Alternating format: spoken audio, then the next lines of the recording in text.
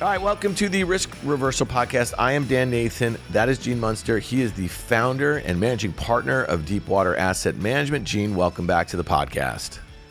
Always a pleasure. All right. Well, you seem well hydrated there. You have this I don't know what we'd call it. It's kind of like a tub, a gallon or something like that of Gatorade here. Should I show your viewers it? Yes, please do. For those of you who are on the YouTube here, I mean, look at that sort of thing. Yeah. It is absolutely amazing. You say you drink how much of that Gatorade throughout the day? It is just straight up Gatorade from Glacier Ice is the flavor. Wow. I drink 64 ounces a day. Been doing that for about 15 years. Wow. And you just said to me that, I said, isn't there a lot of sugar in that? You said, yeah, I think sugar and carbs are coming back. Can you give us a quick 411 on that? Well, it's like half joke and half serious. Is right now the world is in a protein vortex. It's all about protein. And one of the partners at Deepwater, Doug Clinton, is just like genius when it comes. I mean, this guy's like superhuman intelligence and also strength. The guy can like bench press like 350 pounds. Oh, wow. And I mean, he's like crazy. He's like a legitimate, he competes in strongman, but he's always like just laser dialed in. And I was actually, we hung out in New York last week and he was just giving me his read that like carbs are coming back. And it comes back to how like, basically the body stores things, all the basic stuff. But his take is carbs, and I agree with him, has gotten a bad rap. And also sugar, like no joke aside, I think sugar actually does have benefits. And so we'll see. We can just kind of file that away in the toy department and say in 2 years, are people talking more about carbs and sugar? Well, by the way, I never left carbs or sugar, but I did read something about the protein kick. It must have been in a major publication because I really only read, other than the Tech Rads, Wall Street Journal, New York Times, maybe a little Washington Post, and I did see something there about that. But more importantly, we got a lot of stuff to go on here. Apple today, we're doing this Friday afternoon. I've already picked up my Apple iPhone Thin Air, that sort of thing. If you're watching, I mean, I gotta ask. Yeah. Like I was just at the store playing around with them. I ended up getting a new Pro, but yeah. Like that. I mean, it's pretty remarkably slick. Thin. All right. So one of the things I'd say, it really looks and feels like a Samsung. It looks and feels like Samsung phone that's been out for a few years. And I just want to be really clear on that. I'm super psyched to have it. I'll tell you next week what the battery's like and all that sort of stuff. It did feel a little hot as I had just plugged it in and was doing the transfer. One of the things, before we get into that, obviously we're going to hit Nvidia's investment in Intel and a whole host of other things that Nvidia have been up to over the last, I don't know, few months or year. They've been making, dozens and dozens of acquisitions and equaling maybe as much as $20 billion over the last year. And then we got to talk a little bit about this supposed deal for TikTok. A lot of moving parts there. But let's start with Apple. And so when this thing came out last week, or when they announced it, and then you had to wait a week to put the pre-order in, and then you have to wait a week to get it. Mine, again, a pre-order, you expect to get it on the day of the release, right? Well, this morning, I take my wife's phone, and she could get hers today. So I like bump, you know what I mean? So which was really interesting.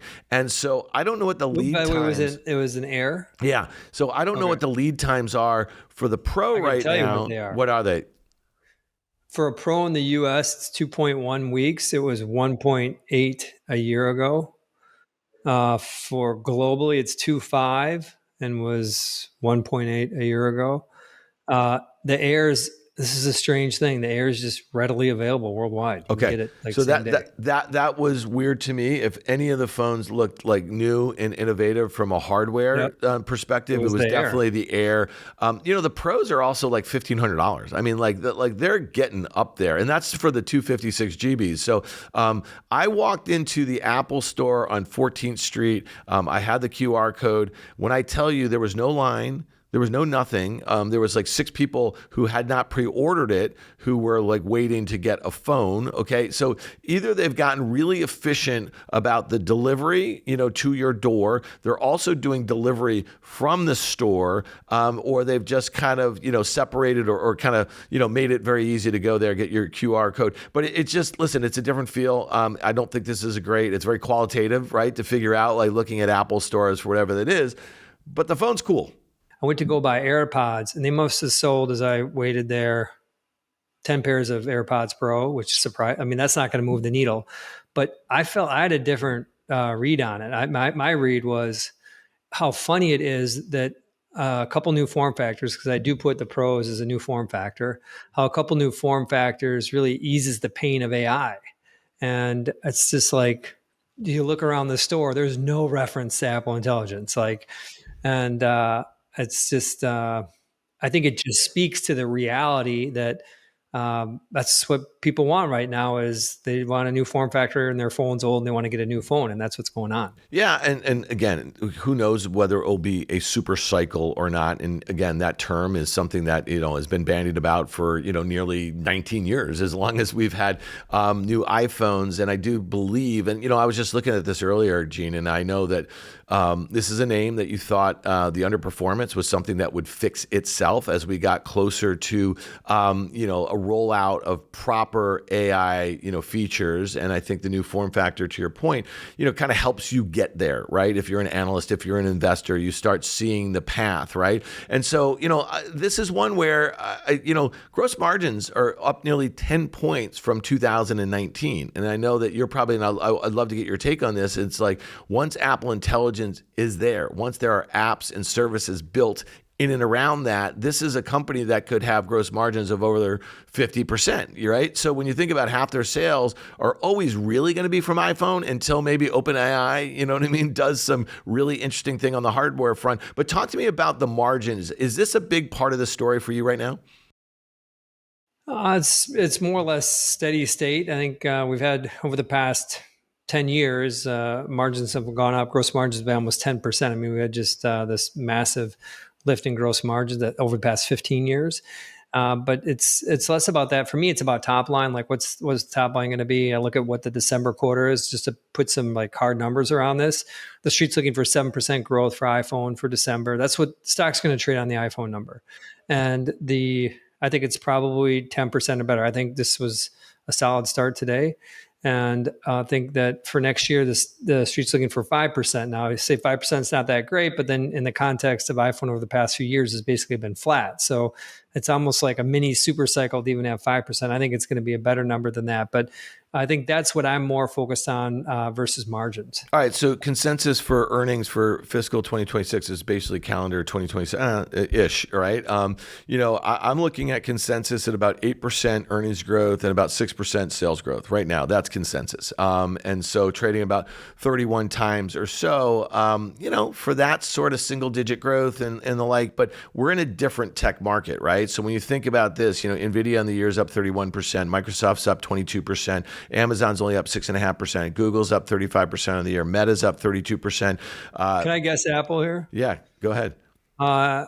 Apple down 3. It's down like 1.5 or something like that. Okay. So part of that is that stock's up 3% today. And so it's up 9% in the week since they basically, or a week and a half since they kind of released the phone. I think that was September 9th, right? So in 10 days, stock sold off that day, and then the next day it sold off a few percent. So I think in a 2-day period, it was down 5%. Now it's up 9% since then. So are investors coming around to what you're thinking is that there will be upside in the December quarter, and then if you have iPhone growth of, to your point, mid-single digits, that's enough for you for the top line, and then to kind of start modeling in higher gross margins over the next couple of years as you get an AI strategy. Well, the whisper number for next year went up today. I think in large, everything that I've been following, what I've seen, you had a little bit of a different experience, but this is off to a solid start. The first day does matter. There is a dynamic around this, which is kind of like a movie and how successful it is over that first weekend. So it is worth kind of looking at that. But the fact that the stock is moving higher on the launch day shows you that the numbers I mentioned, it's got to be better than 5. The imprint number, maybe the whisper number for next year is already 7%. But I think that's exactly what's happened is that there was disappointment was that September 9th when they didn't say anything about reiterating their timing of the new Siri. That was disappointing. Stock sold off at the very end of the event. People were hoping for that. And then now I think people are just coming back, and it's not exciting to talk about iPhones when you have this so much shiny stuff around you with AI. but I think that investors are just kind of coming back to this. They're probably going to beat numbers, and that's probably going to be good for the stock. All right. So of the Fateful Eight, we've seen a little bit of a churn, right? We've seen Nvidia has never confirmed the new highs in the NASDAQ, in the S&P, which I think is interesting. And I just looked up, Gene, the NASDAQ is up 17% on the year. I mean, that's not something that I think, 3 months ago, folks were probably, in that camp, especially. Tariff day. I mean, think about it. I mean, what was interesting, a lot of the Fateful Eight, they were already starting to sell off into, from February into mid to late March. And that felt somewhat independent of what the expectations were for tariff, especially when you think of a lot of the digital companies that weren't really going to be adversely affected, like a Meta or something like that, right? And there was a handful of others. But we've seen this sort of rotation within the Fateful Eight. So we just saw Tesla, which is up on the year, right? And we just saw Apple, it's basically unchanged on the year. Amazon has made a run to its prior highs. Microsoft, since earnings, is really stuck in the mud. I just mentioned Nvidia, and again, Nvidia is probably going to make a new high. Google joined the party, right? And there was a whole host of stuff, and you and I talked about it, where the remedies for the DOJ case weren't as bad as expected. Do you think that this rotation is in itself important, or in some ways it might be bullish because you're seeing some of the laggards kind of pick up the baton right here? I think it's bullish. I think that the most basic level, the question I'm trying to answer is, what are these companies, what's earnings going to look like? How are they going to perform relative to expectations? And I generally think about the world as the mega caps, and then everybody else. We have this ETF, ticker's LOUP, that focuses on transformative tech below the $500 billion market cap. So I'm always like in tune to this balance. And I think that what we're going to see from these large companies, and even though Microsoft has struggled and Apple year to date has not been that impressive, I still think we're like crazy early in AI. And that at some point that punchline gets just worn too thin, and it's just hard to like put any weight into it. But I would love just to walk through what we've learned in the last 2 weeks on that. And I think that's going to, what we've learned in the last 2 weeks is going to be a beneficiary to what's going to happen with some of the large cap companies over the next year. Yeah. And to your point about your ETF, I don't know if you checked today, it's up 40% on the year. And I just mentioned that the NASDAQ's up 17% on the year. So that's some great performance. And when I look at some of the holdings, when I look at some of the holdings and I say to myself, these are not names that you hear about a lot on CNBC or podcasts. Like the number one holding is SK Hynix from South Korea, and we could go, let's do another podcast and go through some of these names because, a lot of folks think about the ARK Innovation Fund. Well, to me, what is in there looks like the island of misfit tech toys. You know what I'm saying? And like they seem like stories that were fantastic in 2020 into 2021. Then they lost like 80% of their value. And the fact that they're up 50% off the lows, we can do some math here, 100% off their lows or whatever. It doesn't really speak to the fact that these stories are back. But we'll go through, and there's some really, I mentioned SK Hynix, but I'm seeing some international stuff away from that too. So let's do another pod on that. Loop, LOUP, up 40% of the year versus the NASDAQ that's up 17% of the year. It seems like there's some really good work going into that, good stock picking. So we'll take a closer look at that.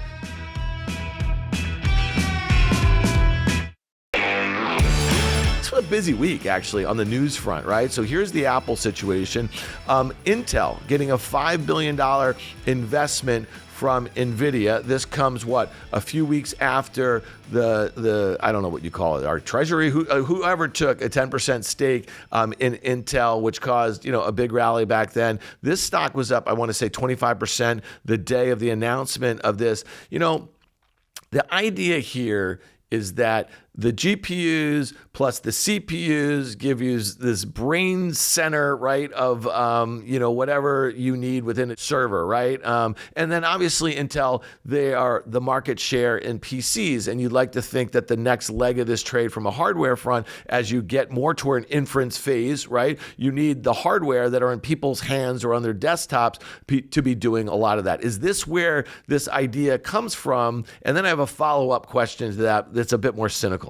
I think you can get trapped looking at the details. And I think part of the trap is to go through like what's in it for each of them. And I did that. And the way I came out is that, the consumer business for Intel is a $30 billion a year business. If somehow that Nvidia is able to create a product that kind of gets in there or helps them create a product, maybe they get 10% of that. It's $3 billion. They'll do $275 billion next year. It adds 1%. And as I kind of went through that math, it left me thinking like there's something else going on here. And I think that the best way I would describe is this is theater. There's the reality. This is not going to have an impact on NVIDIA's balance sheet. It's not going to impact their business. It is a massive endorsement. Like this is the cool kid on the block going over and picking the person who hasn't been picked on the AI team and says, come over here. Massive validation. And I think that's what will move the stock. And I think that, behind the scenes, the White House is clear that they didn't have anything to do with this, but they had everything to do with this. I mean, I think that they, even though there might not have been conversations about it, I think there's an environment that's created that makes a ton of sense for NVIDIA to make that investment. And so, theater's okay because from NVIDIA's perspective, and now we have, Trump talking to Xi about TikTok, but the subtopic there is what's going on with the B as in Blackwell 30 chip, the powered down chip that is the successor to the H20. But like that's all. I think that's what's at play here. Is Jensen wants to sell B30s in China, so you throw some money at Intel. Yeah, I mean, that was kind of my cynical take of that too, right? And so, I just think that, we're looking at this and we're talking about it on Fast Money earlier in the week, and I'm saying to myself, okay, like when would actually product be shipped? When would this sort of like collaboration start? I mean, I can't imagine for at least a year, like when you think about it, I mean, NVIDIA's got their hands full. They're trying to convince folks to kind of go from Hopper to Blackwell, and they're going to be on Rubin soon enough. And the more important point is like, how do they get these chips, the export license? How do they get actually Chinese companies, or how do they get the CCP to say you can buy these chips again? Because we know that the White House wants to sell them. We know that they're going to get a 15% VIG of whatever they sell to China. I think the Chinese have probably played this in a fairly smart manner as they kind of try to create a framework for a trade deal. It seems like, it's as clear as mud. We know what the incentives are, for NVIDIA. We know that if they're saying, hey, listen, if we can get a big bump to this stock, Intel, that the government just invested in, make Trump look really good. I mean, on paper, they've just made $4 billion in a month, So again, interestingly enough, do you think there are any expectations for some sort of announcement on products that could give you a sort of roadmap? Because obviously this benefits Intel massively. If that is the case, you just did some math. What it means for NVIDIA, it means nothing. We'll see what the roadmap is, and I haven't seen the details of the arrangement. There may be part of that roadmap is, even though Intel is maybe marketing a chip, maybe NVIDIA gets a larger percentage than I'm anticipating from that, and so there's a lot of details in there. There's also just the straight up equity investment, the $5 billion. You get appreciation. They're already up on that trade, that. I guess a few billion here, a few billion there eventually adds up. But for the most part, there's really not much that I think can be said unless NVIDIA really wants to just somehow push Intel out of the scene. Then you got a $30 billion opportunity in front of you, and then it starts to matter.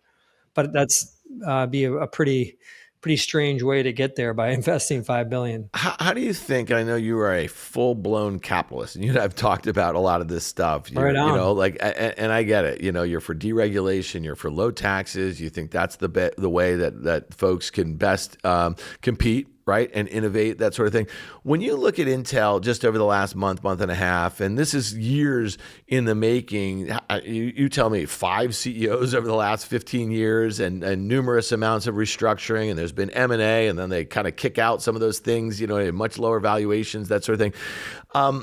The idea of state capitalism, right? When you think about, there was $10 billion earmarked in the CHIPS Act, right, and trying to kind of help our companies here better compete, create manufacturing capabilities here to diversify supply chains and the like. The Trump administration comes in, they say, hey, no, like you'll still get that money, but we're taking a stake. Fine. I mean, like, I get it. They're very transactional. The money was already going to them anyway. Intel and the new CEO were in a very difficult position, especially when you think that the White House attacked the new CEO. He goes into the White House, he gets a deal, he does this thing. And for him, it's either like all or nothing, right? When you think about it, he could lose his job, but they could keep, meandering around and the business could just keep, like just doing worse and worse and it goes away. Fine. I get it. That's like a survival instinct. But then when you see what you and I suggest is like a little pressure, whether it was said or not, by Nvidia to make this sort of investment, it just seems like there's a lot of meddling going on, which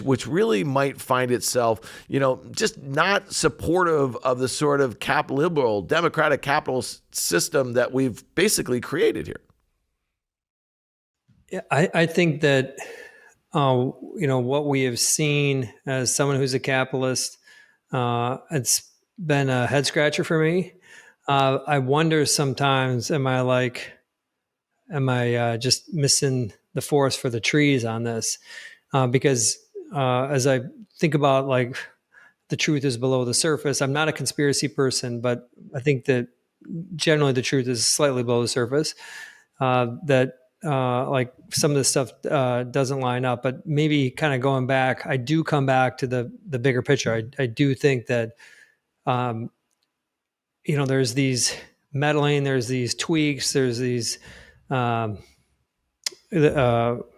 dynamics that are going on in terms of how negotiations happen, whether it's with China or it's with the White House and a CEO, whether, Zuckerberg and his hot mic moment saying, did I give you the right number there or something like that?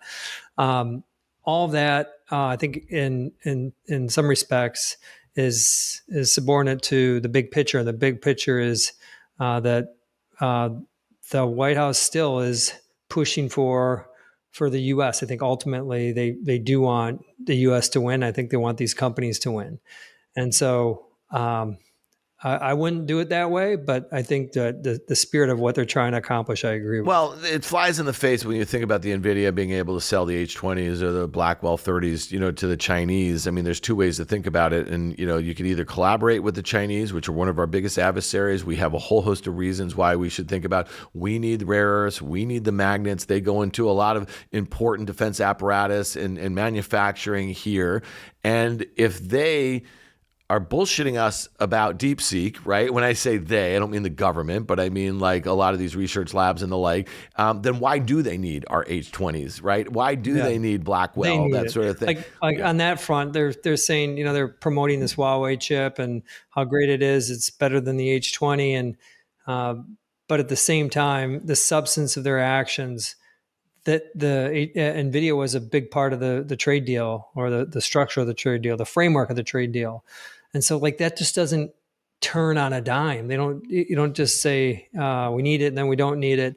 So I mean, I think they don't want to say they need it. They need it, and they are going to do whatever. They are going to put the gears in place for them to make sure they're not dependent upon chips in the future, just as the U.S. is going to do the same thing for rare earth. Right, but rare earths are different than something that can be manufactured. I mean, you know what I mean? And they exist in certain places, and they're not that easy to get to, and you need cheap labor to do it. You know what I'm saying? So, like, to me, it really does feel like the Chinese have the leverage. You just mentioned a trade deal. There is no trade deal. I think you're talking about kicking the can down the road, right? Like, that's a deal to not have a trade deal is really what you know what I mean, for all intents and purposes. Let's see what happens. I mean, we're meeting with them, but if you think back to 2018, when we first put tariffs on China, it was March of 18. We didn't have a phase one deal until January 20, and it really feels like the Chinese are able to dig in right now. It feels like they have leverage. I'm not rooting against the United States. I'm not rooting against the White House,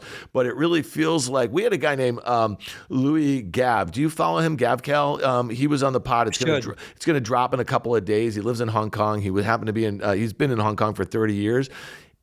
It was a fascinating interview. He's like, he's like, we kind of lost. I mean, like we've lost because the Chinese are really in many areas. It's definitely from a manufacturing standpoint and from, a defense apparatus standpoint. You've seen the numbers about how many ships they build versus how many we build here. It really, and then we rely on authenticators and all this other devices that go into our drones that are going to be the next stage of warfare. We rely on them to manufacture it. So if anything, there's this debate. Do we sell them our best chips? And you could say, well, Lutnick goes on TV. We're not selling them our best. We're not selling them our second best. We're not selling them our third best. And you know what the Chinese say? Then you know what they say to these guys? Don't buy them. You're not allowed to buy them. So and I'll just throw this out to you.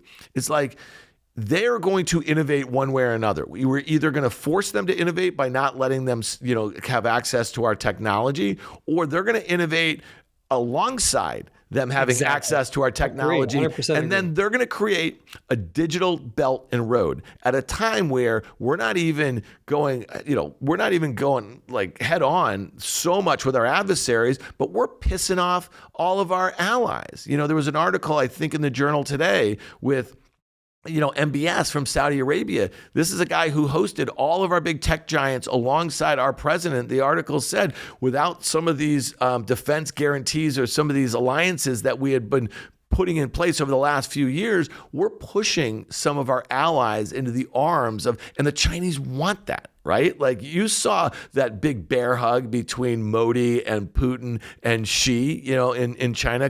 So talk to me about that, because one way or another, the Chinese will catch up in this technology. Well, they will, and the U.S. will find a way for independence. And I've referenced these conversations I had with a former U.S. trade person in Trump's first administration, and it's pretty clear that that there's an urgency in the White House to build tech here because of what you just described, falling behind, and the levers to make that happen come across in odd ways. For example, this demand that Apple makes the iPhone in the U.S., for example, but or you get tariffed. I mean, there's tariff is one of the vehicles. So I think the big picture, this image just almost haunts me. What this trade person said is that, imagine, the biggest part of the economy in the U.S. in the 80s was the automotive industry. And imagine we bought all of our cars from Moscow in the mid 80s or early 80s. And that's what we're doing with tech. And that's got to change. And so no question, it's got to change. It's not a blue or a red type of a conversation. We just got to do more tech here in the U.S. Well, I don't think that Jensen Huang, just to wrap this whole thing up, I don't think he has our country's best interest in mind. I think he has his company, their shareholders, their employees. I think that is where he's going. And he has a fiduciary responsibility, but he is kind of caught between, President Xi and President Trump, and it may not work out the way that he expects it to happen. Just to put a bow on this, the Intel thing. Then we've also had today, there's headlines, what's it called? Informatica or Embromatica or something, $900 million for an acqui-hire, this company.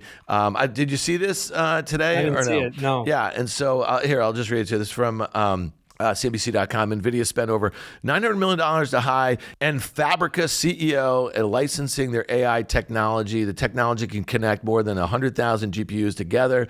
It's a solution that could help NVIDIA offer integrated systems around its chips so clusters can effectively serve as a single computer.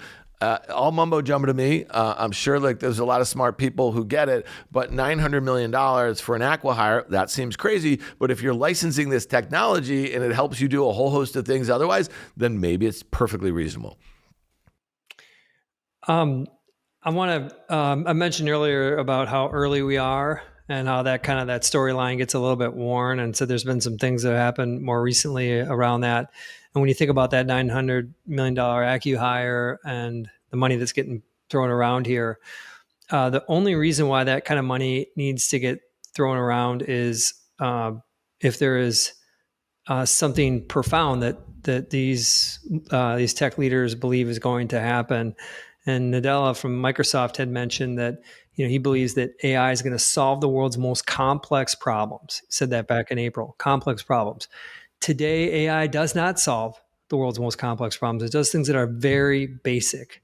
And so my point is that if in fact AI does move to solve the world's most complex problems, you're going to see these types of acquihires. And separately, I think you're just going to see meaningful moves higher in what CapEx is for these companies. As hard as that to believe, I think we're going to see that. And that's all going to be part of the flywheel. More CapEx, better tech, more acquihires. Yeah. Well, Ultimately, we've seen those eye-popping deals from Meta, obviously, and the Meta numbers. Just quickly on that, just put like in a perspective. So he said the 600 billion number, and then Susan Lee a few days later at Goldman said, just so you know, it's like it's not just all CapEx. It's there's invest in the U.S.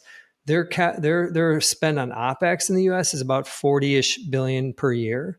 If you back that out of that 600 billion number, you get to like 480 over the next 3 years. That's 45% growth in 27 and 28 on their CapEx. Like these are like crazy numbers.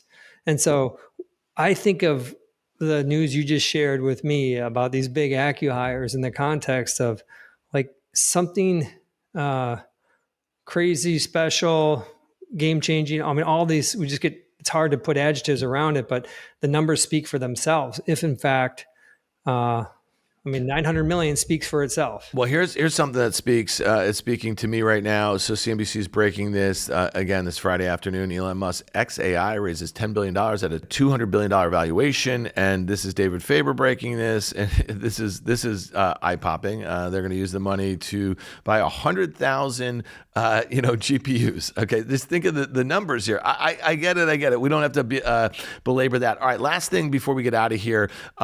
This potential deal, or let's call it a deal for TikTok, right? And this is for some reason been like the point of the spear, the tip of the spear for these trade discussions. And you said it yourself before, like the Nvidia stuff's like actually number two as you think about this. So why is TikTok so important? Why is it that, when you think about this algorithm and the control of it, that should be the kind of the main, so you have data privacy, right? You have this algorithm, and then there's corporate governance or whatever the hell you want to throw in there. What's the most important to you? So at least it's being reported that it's Oracle, which already has the data on their servers here in the U.S. They don't have control of the algorithm, so it's going to be Silver Lake and private equity. It's going to be Andreessen and from the VC world, and then obviously Oracle. Again, they're going to get 80% amongst them. We don't know how that's divvied up or anything like that. 100 billion? Have they given a number?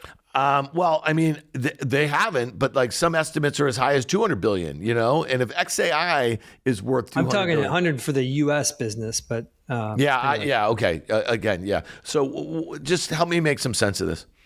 Most important thing is what happens with the algorithm, the recommendation engine. That's front and center because that's the point of influence, and it's not about farmed fake news content that's built in China and then fed to the 170 million US users. It's about content that's native to the US that can be amplified in different directions. And the thing that I like about it is both sides agree. I mean, back the Senate and the House, back when about banning, it was like this. I felt like the wound the clock back to 1980s. If there was like this harmony in Washington, like this agreement that something needs to happen with TikTok. So what I first make of it is that's going to be the central question, and I mean, if we don't get clarity on that, that would be kind of concerning if they don't explicitly say that we've got control of the algorithm. I think the second piece behind it, why it's just so important, is like TikTok is think about China and want to have their own chips and do what they want. Like this is a proud country, and with a long history. Much longer than the U.S.'s history. And the TikTok is the first global example of a product that has a viral product that's a tech product that's gone viral globally. And so I think that there is why it's important too is that there's an emotional piece to this for China. And it's not just about a company on the side. It's about something that they've accomplished, and they want to make sure that that it gets treated properly. So it's their baby, and it's important that they feel like it's being properly treated. Yeah, and the one thing I'd say is like there will not or there should not be, if I was the Chinese negotiators, a final deal for TikTok until you have a broader trade framework, right? Like an agreement on this kind of tit for tat, that sort of thing. So again, I mean, like, one of the reasons why we don't have a lot of clarity is probably that. And I know that this president likes to take, what he says as wins and deals like that. And the Chinese don't want to lose face. And I think that's exactly what you're talking about. So we'll get more details probably when we have a broader framework for a deal. Gene Munster, you always make me smarter. You are the founder of I feel the same way. It goes both ways. I appreciate it. No, I'm just like the guy who's whining a little bit. I'm the Fast Money. You come on Fast Money, you make us, you kind of drop a lot of knowledge on us. You make us smarter and you help the viewer a bit. So hopefully that's what you're doing for the listener and the viewer here. So we really appreciate it.